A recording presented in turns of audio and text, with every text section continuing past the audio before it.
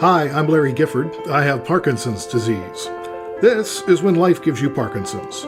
Joining me on this podcast journey is my wife and partner in Parkinson's, Rebecca Gifford. Today, in part one of a three-part conversation between Larry and me, we'll check in on how each other is doing physically and emotionally. We decided we wanted to have a more in-depth conversation and check in about our family and how we are doing as a person with Parkinson's and a care partner. We used to do this more regularly at the end of every episode. And now I'm co-host, so we haven't done it in a while. So today, and throughout this three-part discussion, we will talk about personal priorities, advocacy, and how chronic disease changes and challenges the dynamics of our family. And we'll get into what gives us hope.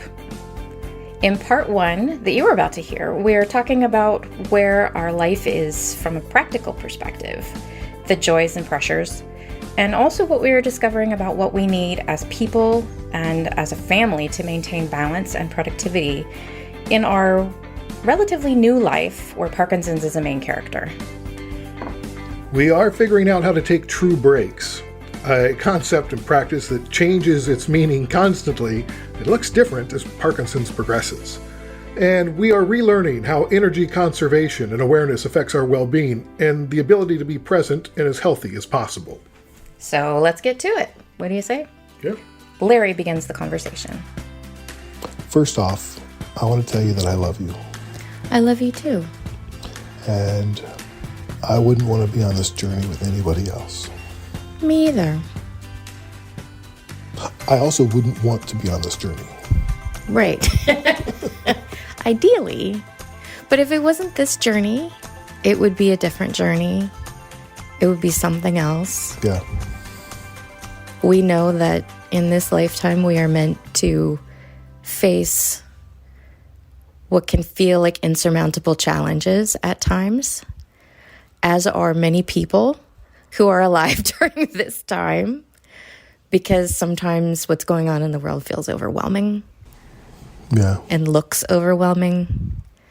And it's not, but that's how it feels. And so we're all supposed to move through this individually and collectively. And your Parkinson's, our Parkinson's, the family's Parkinson's is one of those major obstacles. It's an everyday thing. You can't put it on the shelf and say, I'll pick that back up on Monday. Nope. Wake up in the morning and it's still there. You know, it's not if I just get through treatments, if I just have this surgery. It will, with the current medical knowledge and capabilities, it will be with you forever and always. Yeah, and I think that at some point, based on the conversations I've had with researchers and scientists, they're getting very close to a biomarker and all these great things that are down the pike. And I believe, I'm totally that's what we need to do. It's not going to help me necessarily, because we're not going to get there with enough time. But if we can help the next generation start finding ways to diagnose it early and then stop it at its tracks before it onsets, that's the key. Well, and we'll talk about hope later on in our conversation. Yeah. That certainly is a big part of it. But maybe a good place for us to start is, how are you doing with your Parkinson's? As you recall, in episode 1.1 of season 1, we were frenemies, Parkinson's and I. I believe I've done a really good job of finding a way to embrace Parkinson's and leverage it for the good of the community and for the good of of my life. And it's given me purpose, a different purpose, a new purpose. I feel like I can make a real difference, but I also find it infuriating because it's constantly changing. It's as soon as one thing resolves, then something else perks up, and I feel like I'm at the most balanced I've been with it, emotionally and physically, frankly. But I also feel like as soon as I say that, then it's going to hit me out of the blue and whack me somewhere else. So I try not to say that out loud. The ebbs and flows, and you never want to test the ebb too much. Well, just like the other day, like I was out for the count. I don't know why I was so tired. I was sleeping all day, taking naps, and you're like, are you okay? I'm like, I can't. I don't know. I got hit by something. Well, and what's also interesting, just on a symptom level, is that the people around you are noticing your Parkinson's more. Yes. Meanwhile, you're feeling a bit better currently. Yeah, You've hit a plateau. But it's more apparent in the way I speak, in the way I search for words, or I can't remember things, or I ask people, like, what's the name of that thing that I should really know the name of? Like, or I forget people's names that I've known for 20 years, or they'll see me dyskinetic on a Zoom call, where, suddenly I'm sort of moving weird, and they're like, so I do get a lot of calls from colleagues and stuff on the side going, hey, is everything okay? Are you all right? How's your Parkinson's? It's like, I feel like, it's going pretty good. And they're like, oh, okay. Well, this is the kind of first time I've seen you do that. And I'm like, oh, well, but like, I feel better. Well, where do you think that comes from? Is it just being more accustomed to, maybe more at peace with the symptoms and the disease? Yes, I think you're right. I think that I'm not resisting it. I have Parkinson's. And as soon as you can allow that to be true, that you can admit that to yourself, the resistance goes away. And the resistance is what causes the push-pull, the frenemy. And it's like, once you say, yeah, it's part of who I am, it's not going away, but it doesn't mean my life is over. It doesn't mean that I can't do things. It's taken therapy to get there. And now I'm doing occupational therapy, which is just opening my eyes to other ways that I can really live life better. The little things that can make a big difference to your energy level. Yeah, so how to reserve your energy. So you spoke about your work and responsibilities and Zoom calls and things that remains, but over the last few months, some of that has shifted. It's important to note you have decreased your day-to-day responsibilities at work, not your overarching job responsibilities, but certainly a lot of the time that you were spending in meetings and doing things that were taxing your executive functions a little bit more are now off with other people. Yeah, I find that day-to-day detail work is very hard for me, but I can do big picture strategy, presentations, put together, be in meetings and be a presenter. But it's when I'm trying to get the 60 details of a thing for later today where I fall short. I just can't work at the pace that I used to and with the accuracy that I used to. So you changed responsibilities at work to help address that, but also because that was just a good evolution of your current job. Yeah. And I proactively worked with my job to do that. It was part of a plan that we put in motion, and it took a year to get there to put us all in a position where we could make that happen. But they were very supportive. And is it helping? Yeah, I mean, anytime you have a job, if you change responsibilities, it's not like you have less work, you just have different work. And I guess I would love to get paid when I get paid, but work half as much. But nobody's wanting to do that.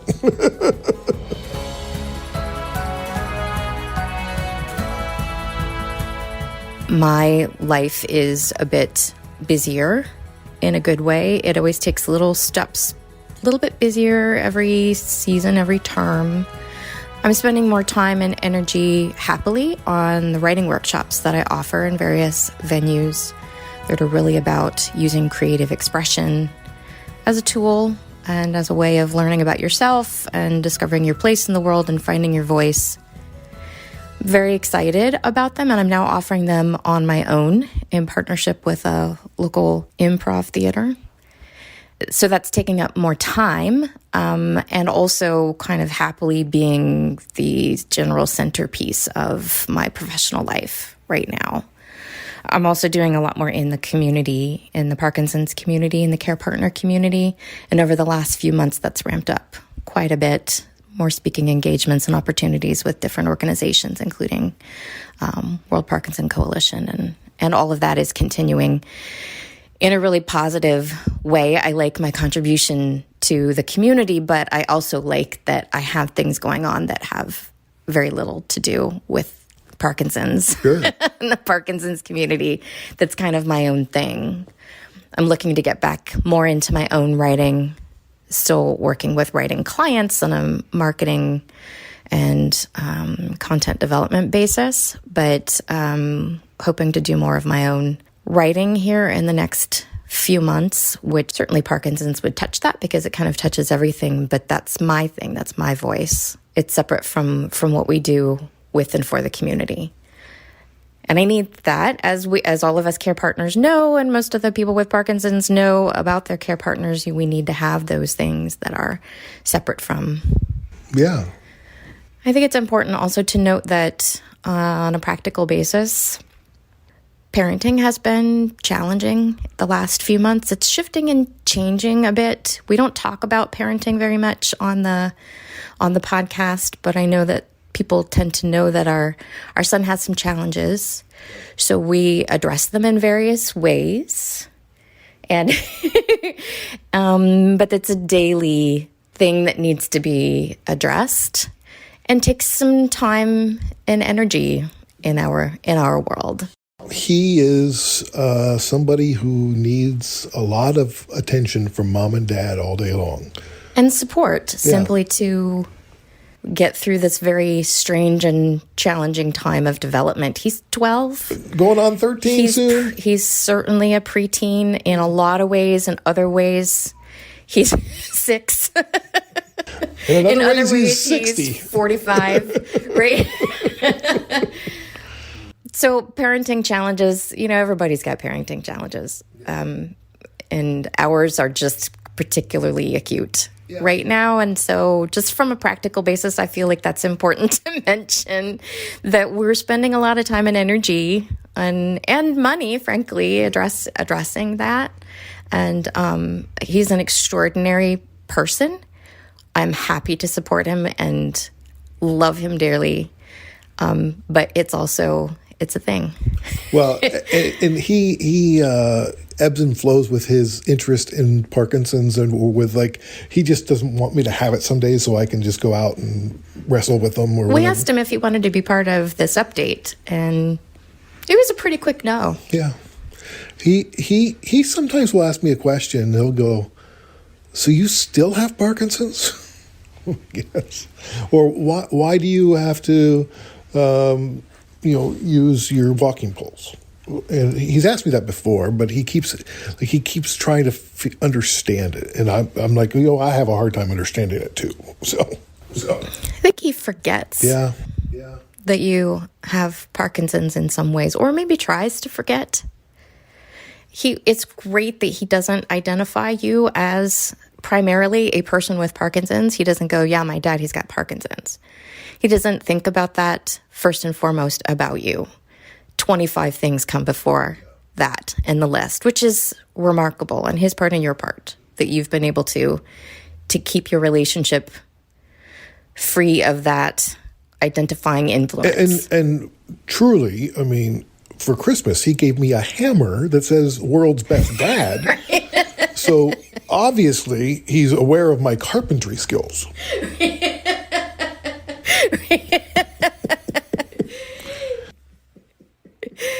He picked that out at this lovely little store, artisan store on the Sunshine Coast here in British Columbia. We went there for a brief vacation at the very beginning of the week before Christmas. And so I took him out. So you need to buy some things for your dad. Here's your budget.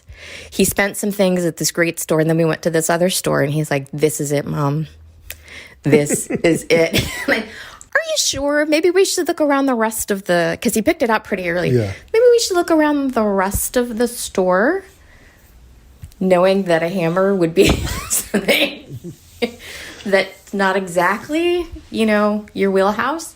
And he insisted. He went around to he carefully considered some other things, and he's like, nope, this is it. Well, and this is it. My favorite hammer.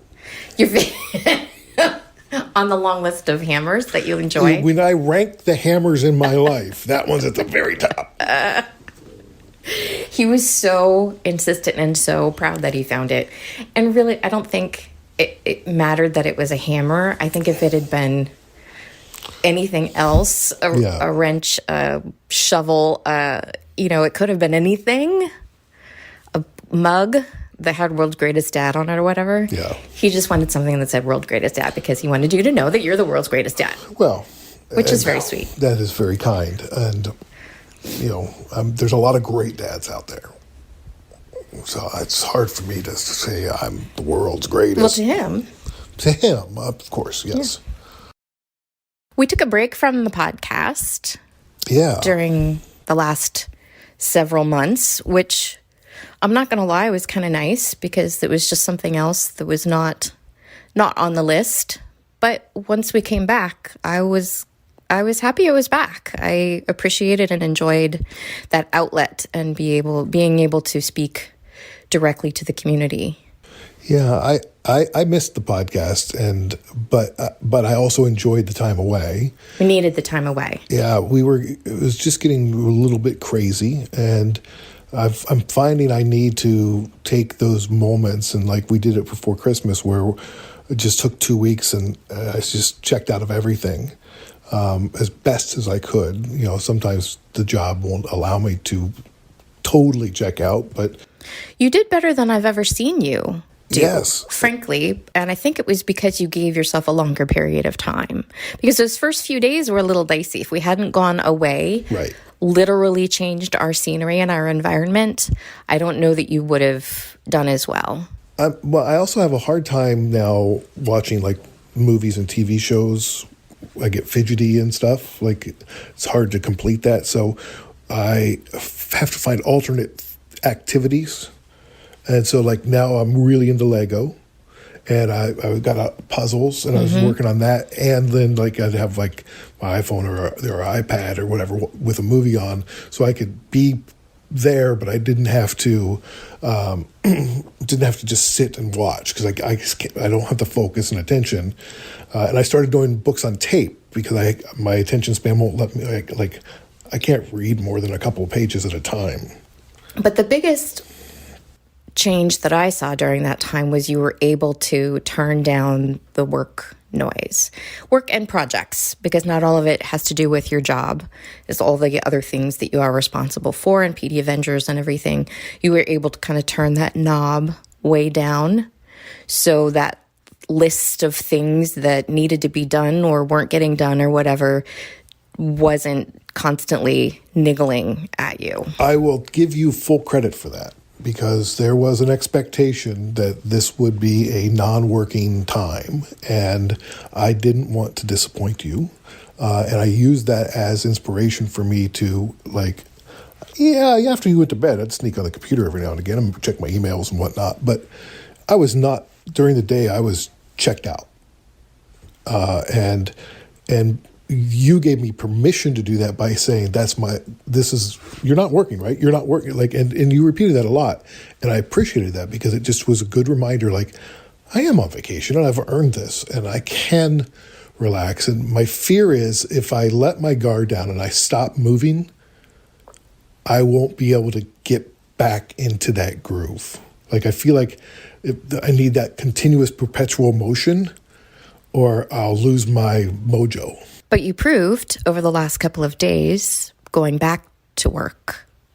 And that first day was kind of a doozy, because everybody in the whole world was like, okay, your 2 weeks is up. I got to meet with you. I got to talk to you. Then that you could. Yeah. and you got back and you're working at the same functioning level that you were before you left, and maybe even more so because you were able to give your brain a break. Well, and now I'm also building in even more time each day of downtime, of Larry time. So on my schedule, it just says focus time or whatever. And I can go take a nap, or I can just come out here and walk the dog, or I can, like, whatever. I can just sit. I can ride the bike, whatever. Just giving my brain time to just recoup during the day is important. And my occupational therapist told me, she goes, you can't do 5 things a day. You have to have 3 big things a day, and then maybe a couple little things. She actually said 1 big thing a day, and I said, well, that's impossible. And so, but I'm saying no to things, or I'm saying, you know what, I can't do it. Saying no is hard for me, and so like it's most important word I can learn. And I do want to give Brene Brown credit for that conversation that we had before we even left for the Sunshine Coast. She was on one of her podcasts recently talking about how she and her husband set expectations for vacations before they leave. What do you want to get out of the vacation? What's your expectation for the vacation? And then they contrast and compare, and they figure out if they need to compromise something. Then they understand what the other person is trying to get out of that time and can support that in any way, or decide that maybe they need to be doing things separately some of the time, or whatever it is. But really having that expectation up front for any period of time, let alone a vacation, she found really helpful. It's like, oh, that's a great idea. So we had that conversation, maybe even on the drive to the ferry. Of what do you want to get out of this time? Here's what I think about this time. Here's what I think we could use. Here's what I could use. Really checking out, really turning the knob way down. Focusing on nature and food and family and games, and we danced in the kitchen. And I mean, it was truly letting down the hair. And that made all the difference because we had that conversation. So there wasn't that push-pull of, well, I thought it was going to be this. Well, I didn't. And you're halfway through the vacation, and then you're disagreeing about how to spend the time. Well, right, because sometimes we go to Sunshine Coast and we want to do some hiking or whatever. And we set an agenda for every day. Right. Like, here's the one thing that we're going to focus on. That's what we're going to do today. We're going to go hiking. We're going to go to the beach. We're going to go shopping. We're going to whatever it is. And then that's our outing for the day. And you said, I don't want to have an outing for the day. I don't want to have any expectation for that time. If I want to sit and you want to go out and do an outing, you go out and do the outing, but I'm going to sit and do my puzzle and listen to my book. And that's how I need to wind down. And for me, I needed to walk. I got out. It was super cold, but it was beautiful. So I got out and walked to the beach every day and took that time and spent time with the dog and played games with Henry and took Henry to go Christmas shopping. And so I did do a little bit more out and about than you did, but we established that's cool. That's the way we're going to do it. And we didn't want to go to restaurants, so we cooked a lot. And we cooked and ordered in. And yeah. It was great. It was, for me, it was like just escaping this house, which is where we work and where we live and where everything happens. And it's just like, give me a new perspective. Desperate need of a change of scenery. And we decided to go on this trip last and minute. Made the reservation and found this great place in this great spot 1 week before we left. It was meant to be. Yeah. And it really did make a big difference. By the end of our 2 weeks, I felt rested. Yeah. It was not without its ups and downs. I ended up getting sick, not COVID. We had we had a ton of snow, which was a nice thing, and then it was an inconvenient thing, and blah, blah, blah. But we were able to fully detach. And then when it was time to come back to work, I was ready to come back to work. Yeah, me too. I was ready to re-engage. But I find that I'm still not doing as much work as I was before the vacation. Like, I'm not, I like, sometimes at night I'd go in there for 3 or 4 hours and I'm still working on my puzzle now at night, and going, you know what, that work's going to be there tomorrow. Like, I don't need to do that. That's the first part of our conversation. That went pretty well. I think so. In retrospect, it was a couple weeks ago now, but yeah. I still love you. Well, that's nice. Yeah, I know. Isn't it cool?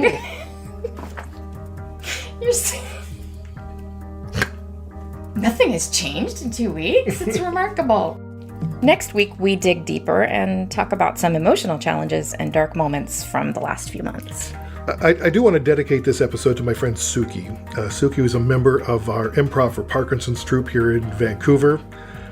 He was a funny man, piercing eyes, a smile that lit up the room. He's a friend, and he's going to be really missed. This is the part of Parkinson's we don't talk about a lot, that, friends leave earlier than they should. And it hit me really hard, and I'm going to miss him a lot. And so, Suki, this one's for you. The presenting partner is Parkinson Canada. Diagnosed with Parkinson's? You are not alone. Parkinson.ca. Thanks also to our promotional partners, the World Parkinson Congress 2023 in Barcelona, Spain. I know it feels like a long time from now, but they're going to start opening registration in October. You got to start saving your money, start thinking about travel. What are you going to do with the kids? Now is the time to begin planning for next July of 2023 for Barcelona. And go to wpc2023.org for details. Oh, that's important. The Webby Award-winning Michael J. Fox Foundation Parkinson's podcast, hosted by Larry Gifford. Available on Apple Podcasts and at michaeljfox.org. You noticed they mentioned that in the 2021 in review, Michael J. Fox Foundation. That was pretty cool. Woohoo! Yeah! PD Avengers, a global alliance of people with Parkinson's, their partners and friends united to the cause of ending Parkinson's disease. Also in the 2021 review by the Michael J. Fox Foundation. Join us now at pdavengers.com. Spotlight YOPD, the only organization in the world with the singular focus of raising awareness of young onset Parkinson's disease. SpotlightYOPD.org.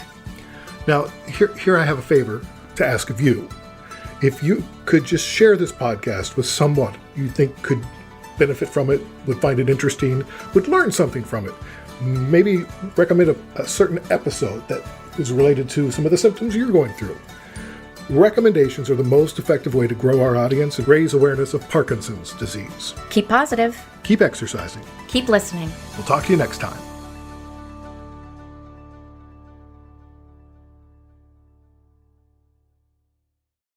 Canada may be known for its landscapes and friendly people, but beneath the surface lies a darker side of crime, history, and the paranormal. Since 2017, the award-winning Dark Poutine podcast has explored the shadowy corners of the Great White North and beyond, delivering chilling tales from a uniquely Canadian perspective. Hosted by Mike Brown and Matthew Stockton with over 300 episodes and fresh releases every Monday, Dark Poutine is your weekly ticket to the creepier side of Canada. Listen to Dark Poutine on Apple, Spotify, Amazon Music, or wherever you get your podcasts.